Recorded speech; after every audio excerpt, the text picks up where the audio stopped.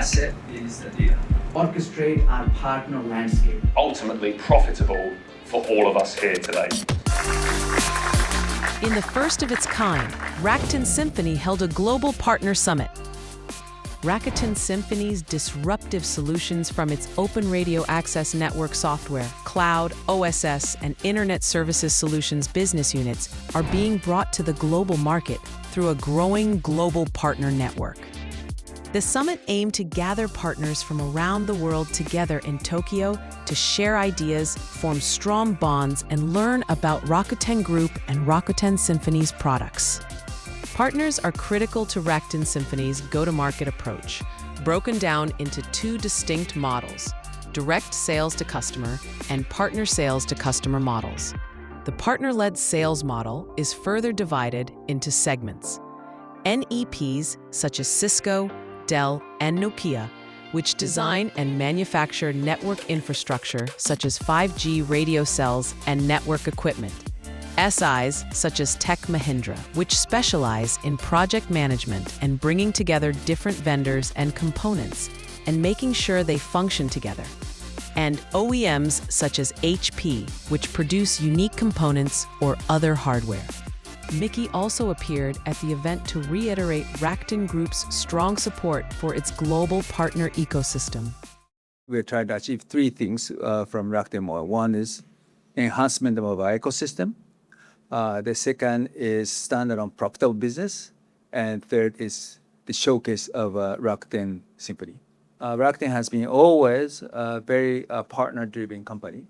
That we really respect our partners, our merchant to sell it.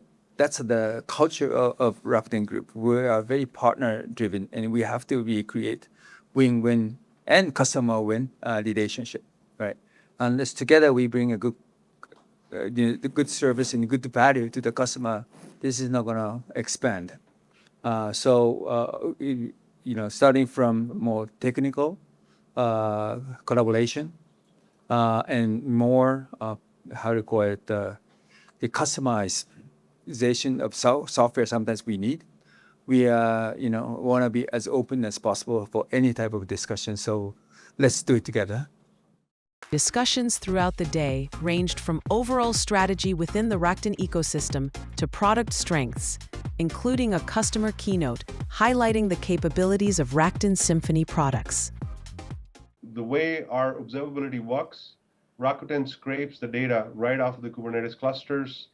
The products, whether it's Nokia, whether it's Mavenir, whether it's Oracle, all of these products are in real time sending the metrics, sending the alarms, all of this stuff straight to Rakuten product, where it's all aggregated and intelligent operations are done on top of it. I'm also happy to say that we're going to be increasing our scope of work that we're going to be doing with Rakuten.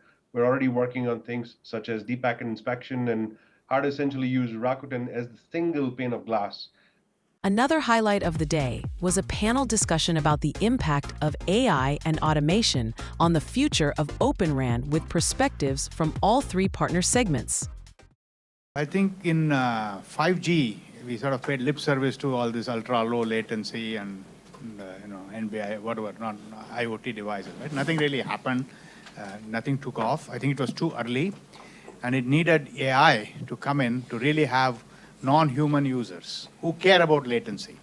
So I think now AI is here to stay. We're going to stay focused on our core goal, which is doubling the performance gen over gen. We are going to create more tools like AI RAN, DevKit, and other OpenVINO libraries that allows the ecosystem, especially the huge partner ecosystem that I'm seeing over here, to take advantages and create those agentic AI solutions for real-world problems that you're solving for your customers. Our experience with working with Rakuten has been quite superb, and I think where we can help with our DNA of SI and the background that we have in telco is through really making sure that we institutionalize the process and also commercialize the deployment.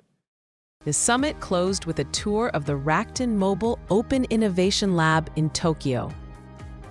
RNN asked about the fundamental importance of strong partnerships. The most important thing, if we want to expand, and industrialize any product, these partners sits very close to the customer. They sit very close to the communication service providers. They understand what are the real challenges a communications provider or a telco provider is facing. They understand what customer, at what price point, at what competition they want. So it is very, very important for Rakuten Symphony to learn from their partners what type of use cases we are trying to solve, what type of problem we are really trying to solve for the customer. We heard more about the role of both Rakuten Symphony and their partners from other leading team members. We believe that as Rakuten Symphony will catch some traction with these partners, there will be more products, there will be more solutions. We started Rakuten Mobile not only to have a standalone business by itself, but also to help the greater ecosystem to bring more and more value to our customers. If you see the room and how full it is and how diverse it is in terms of participation, we see partners across the ecosystem, across both from a product side as well as services, and we see partners across the entire geo represented. That's just absolutely fantastic for somebody like us who are predominantly looking at taking this to the market in a very integrated and a customer-centric manner. Partnerships are not only growing in number, but stronger than ever at Rakuten Symphony.